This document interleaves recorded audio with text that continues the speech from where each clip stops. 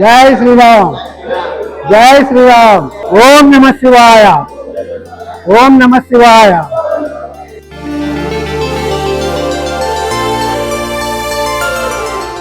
నా పేరు వలిశెట్టి లక్ష్మీశేఖర్. నేను హైదరాబాద్లో సైదాబాద్ సరస్వతి నగర్లో ఉంటాను. నేను యూనియన్ బ్యాంక్ ఆఫ్ ఇండియాలో పనిచేసి ఆఫీసర్గా రిటైర్ అయ్యాను. తర్వాత విశ్వ హిందూ పరిషత్తులో స్టేట్ ట్రెజరర్గా దాదాపు 12 సంవత్సరాలుగా బాధ్యతలు నిర్వర్తిస్తున్నాను. మేము విశ్వ హిందూ పరిషత్ తరఫున అనేక అనాథాశ్రమాలు మేము నడిపిస్తున్నాం.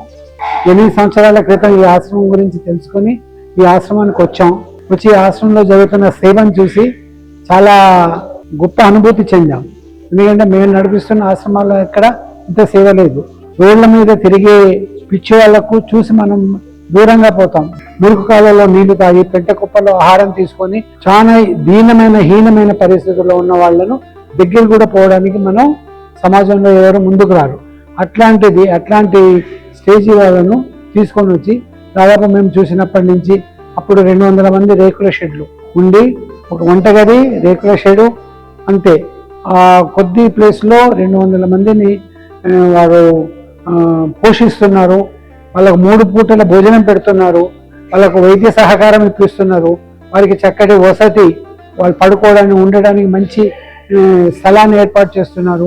ఆ రేకుల షెడ్లో కూడా పూర్తిగా ఫ్యాన్లు పెట్టి తర్వాత వాళ్ళకు అంత అనుకూలమైన వాతావరణాన్ని ఏర్పాటు చేసి వాళ్ళు విశ్రాంతిగా ఆరోగ్యంగా ఉండడానికి అన్ని విధాలా కృషి చేస్తున్నారు. వాళ్ళ సేవను చూసి మేము చాలా ఇన్స్పైర్ అయ్యాం. అప్పటి నుంచి ఈ అమ్మా నాన్న ఆశ్రమంతో నేను కనెక్ట్ పెట్టుకున్నాను. అదేవిధంగా ఎక్కడైతే మంచి సేవ జరుగుతున్నదో ఆ సేవకు మన సహకారం కూడా ఉండాలని దాదాపు 1 సంవత్సరం పాటు నెలకు 60 క్వింటాల బియ్యానికి సంబంధించిన డబ్బు సేకరించి నెలకు 60 క్వింటాల బియ్యం మేము ఇక్కడ సరఫరా చేయడం జరిగింది. ఈ ఆశ్రమం యొక్క అభివృద్ధికి కావాల్సిన మా సహకారం మేము చేస్తూ వచ్చాం. స్టేట్ వరకే పరిమితమైన అమ్మా నాన్న అనాథాశ్రమం మొత్తం దేశవ్యాప్తంగా చాలా మందికి తెలిసిపోయింది. చాలా మంది రావడం, ఇక్కడ చూడడం, ఇక్కడ జరుగుతున్న సేవకు వాళ్ళు ఇన్స్పైర్ అయ్యి 10 రూపాయలు ఇస్తా అన్నవాడు 100 రూపాయలు ఇవ్వడం, 100 రూపాయలు ఇస్తా అన్నవాడు 1000 రూపాయలు ఇవ్వడం. ఆ విధంగా ఆశ్రమానికి ఫ్లో పెరిగింది, ధన సహాయం పెరిగింది. ఎప్పుడైతే ధన సహాయం పెరిగిందో ఇక్కడ వ్యవస్థాపక అధ్యక్షులు ఎవరైతే గురువుజీ ఉన్నారో గట్టు శంకర్ గారు ఉన్నారో ఆయనకి ఎంబడే మొట్టమొదటిగా తోచిన విషయం ఈ నా దగ్గర ఉండే 250-300 మంది అనాథులకు, ఈ మానసిక వికలాంగులకు, మానసిక రోగులకు మంచి వసతి ఏర్పాటు చేయాలి. నేనున్నా లేకపోయినా ఏమున్నా ఎప్పుడైనా 100 సంవత్సరాల దాకా వాళ్లకు వసతి ఇబ్బంది కాకుండా వసతి ఏర్పాటు చేయాలనేది ఆయన మనసులో వచ్చింది. భవనం కట్టాలని మా అందరితోటి మేము వాళ్ళతో కనెక్ట్ అయి ఉన్నాం. మా అందరితో కూడా మా జూనియర్స్ అందరితో కూడా ఆలోచన చేశారు. చాలా బాగుంది ఆలోచన, మీరు ముందుకు పోండి అని చెప్పాము. భవనం నిర్మాణం ఒక 3 ఇయర్స్లో భవనం నిర్మాణం అయింది. దాదాపు 25 నుంచి 30 కోట్ల దాకా ఖర్చు పెట్టి 1000 మందికి సరిపోయిన అన్ని వసతులు ఉన్న భవనాన్ని తయారు చేశారు. అది 100 సంవత్సరాల వరకు 1000 మందికి పైగా ఆశ్రయం ఇచ్చే భవనాన్ని ఏర్పాటు చేశారు. ఈ నేపథ్యంలో ఇక్కడ భక్తితో ఇక్కడ వాతావరణం ఏర్పడాలనే ఉద్దేశంతో ఒక శివలింగాన్ని స్థాపించి శివలింగంతో వచ్చిన అతిథులతో వాళ్ళ డోనర్స్ వాళ్ళకు శివలింగ పూజ చేయడం జరిగింది. వాళ్ళు కూడా చాలా సంతోషంగా దైవ పూజ చేసి ఇక్కడ మానవ సేవ మాధవ సేవ అనేది అప్పటి నుంచి అదొక ధ్యేయంగా పెట్టుకొని శంకర్ గారు అనుకోవడం ప్రయత్నం చేస్తున్నారు. అందరి తోడ్పాటుతోటి ఎంతో మంది పెద్ద దాతలు ముందుకు వచ్చి ఇక్కడ చాలా మంచి సేవ జరుగుతుంది.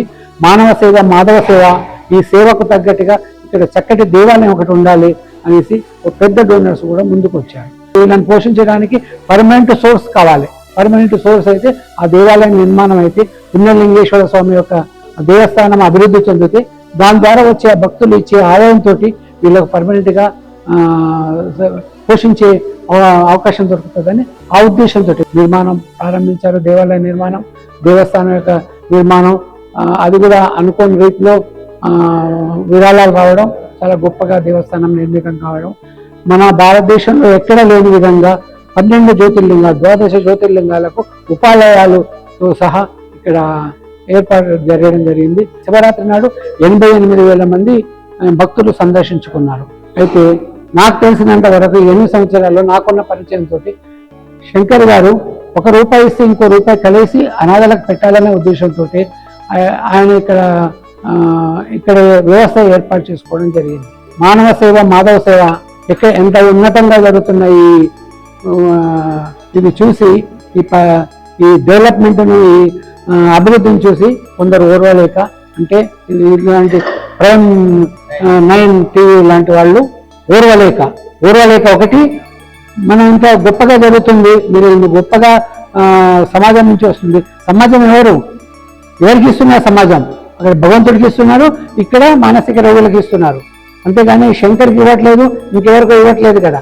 ఇక్కడ దాదాపు 120 మంది వర్కర్స్ పనిచేస్తున్నారు, వాళ్ళందరికీ శాలరీస్ ఇవన్నీ ఇక్కడ సమాజం నుంచి వస్తున్నాయి. సమాజం స్పందించి ఇస్తున్నది. ఆ సమాజం స్పందించి ఇచ్చిన విరాళాల నుంచి ₹1 కూడా వృధా పోకుండా ఇక్కడ వినియోగం జరుగుతుంది. ఆ అభివృద్ధిని చూసి ఓర్వలేక వాళ్ళు మాకింత ఇవ్వండి అని కోరడం. నిజాయితీగా ఉన్న శంకర్ ఎవరికి ₹1 ఇచ్చేది లేదు. ఒక చిన్న తప్పు కూడా నేను చేయలేదు, భగవంతుని సాక్షిగా చిన్న తప్పు కూడా చేయలేదు. ప్రతిదీ లెక్కలతో ఉన్నది, ప్రతిదీ పారదర్శకంగా ఉంది.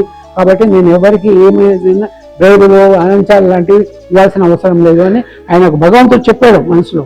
ప్రైమ్ 9 టీవీ వాళ్ళు ఈ విధంగా బుర్త చల్లడం అనేది చాలా హేయమైన విషయం.